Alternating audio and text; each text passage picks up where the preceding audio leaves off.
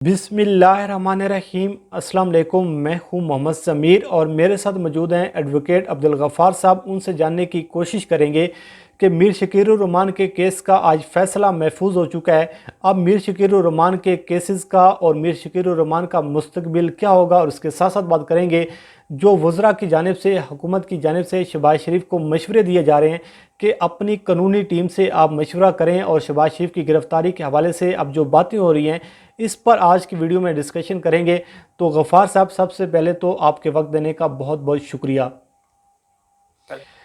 सबसे पहले बताइएगा कि आप क्या देख रहे हैं मीर शकील उर रहमान के केसेस का मुस्तकबिल, और क्या मीर शकील उर रहमान इन केसेस से बरी हो जाएंगे या फिर एक मरतबा फिर जेल उनका इंतज़ार कर रही है? देखिए ज़मीर साहब, मीर शकील रहमान का जो मुस्तकबिल है वो इन्हसार कर रहा है अगले हफ्ते पर। 8 सितंबर का दिन मीर शकील रहमान के लिए एक फैसला कुन दिन होने जा रहा है। उसकी वजह ये है कि मीर शकील रहमान के खिलाफ इलीगल प्लाट अलाटमेंट केस था और नवाज शरीफ ने 1985-86 में नवाजा था मीर शकील रहमान को, और फिर ये एक रेफरेंस फाइल हुआ था मीर शकील रहमान के खिलाफ भी, और उसमें नवाज शरीफ भी, साबिक DGLDA भी थे और रेवेन्यू हुकाम के लोग भी इसमें शामिल थे।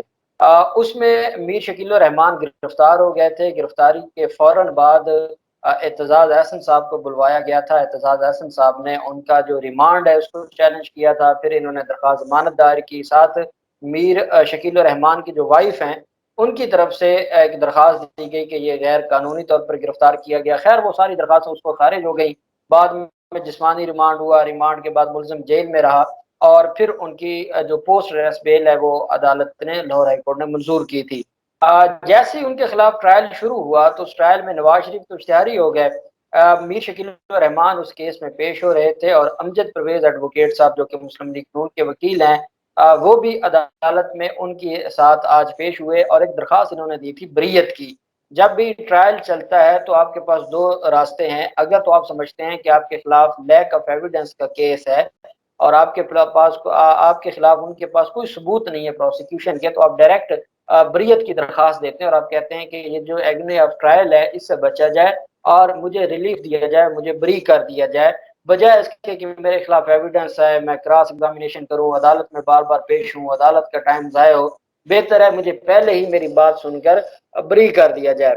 इन्होंने दरखास्त दायर की थी, उस पर आज बहस हुई है और अमजद परवेज एडवोकेट साहब ने बहस की है मीर शकील रहमान की तरफ से, और दूसरी तरफ सैयद फैसल रजा बुखारी साहब हैं, सीनियर प्रोसिक्यूटर हैं नैब के, उन्होंने बहस की नैब की तरफ से। जज असद अली साहब हैं, लाहौर की एहतसाब अदालत के जज हैं, उनकी अदालत में समाअत हुई। उसमें दो तीन चीजें हैं। बरीयत की दरखास्त के हवाले से जो इनके खिलाफ एलिगेशन है 1985-1986 में जो एग्जाम्शन पर प्लाट दिए थे, इनका बेसिकली केस ये था कि इनको जोहर टाउन के इलाके में 59 कनाल के प्लाट अलाट किए गए।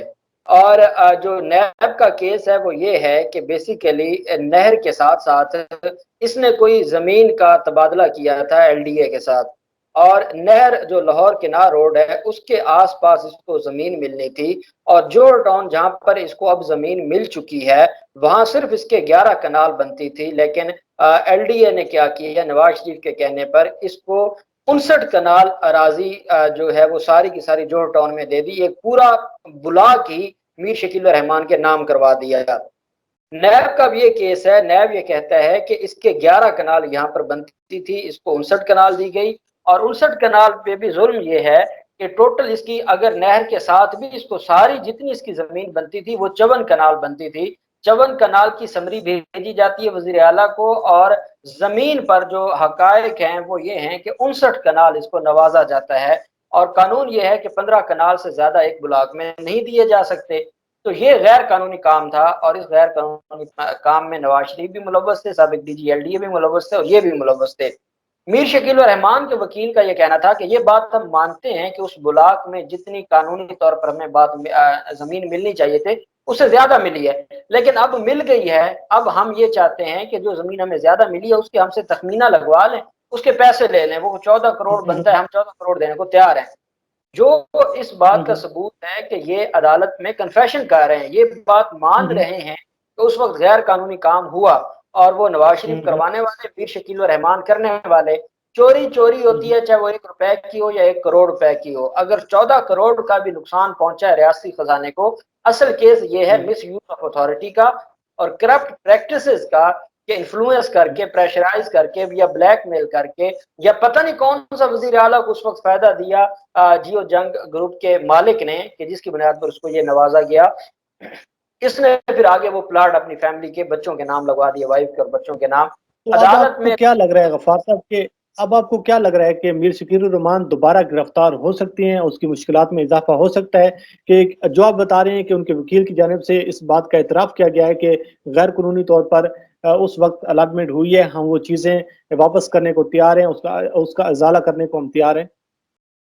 नैब का उसमें ये कहना था कि अगर आपको आप चाहते हैं तो आप प्ली बार्गेन की दरख्वास्त दे सकते हैं और आप अपना जुर्म तस्लीम करें और जो आपके खिलाफ एलिगेशन है आप उसको फिर मान लें।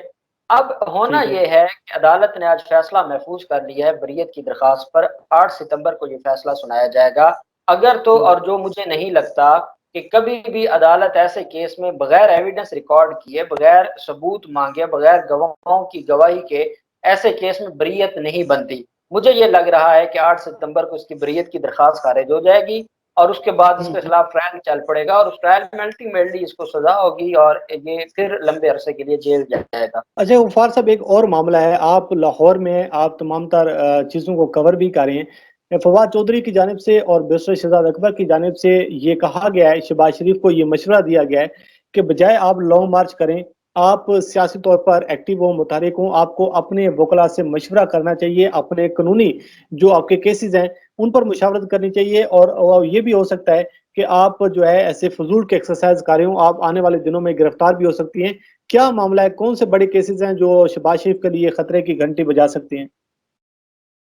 देखें, एक तो शहबाज शरीफ के खिलाफ 3 रेफरेंस तो हैं ही हैं जो अदालत में पेंडिंग हैं और उसमें एक मनी लॉन्ड्रिंग का है, एक इसके अलावा जो इसके खिलाफ आशियाना इकबाल रेफरेंस है और रमज़ान शुगर मिल है।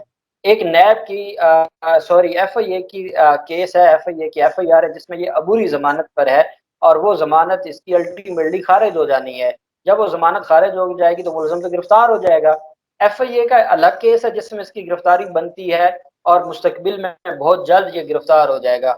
एक इसके खिलाफ बहावलपुर में गैर कानूनी तरीके से सरकारी ज़मीन अलाट करने का केस है और ये एक फ्रेश इंक्वायरी इसके खिलाफ शुरू हुई थी नैब की तरफ से, वो अलग है और जब फ्रेश इंक्वायरी शुरू होती है तो फ्रेश इंक्वायरी में फिर गिरफ्तार किया जा सकता है।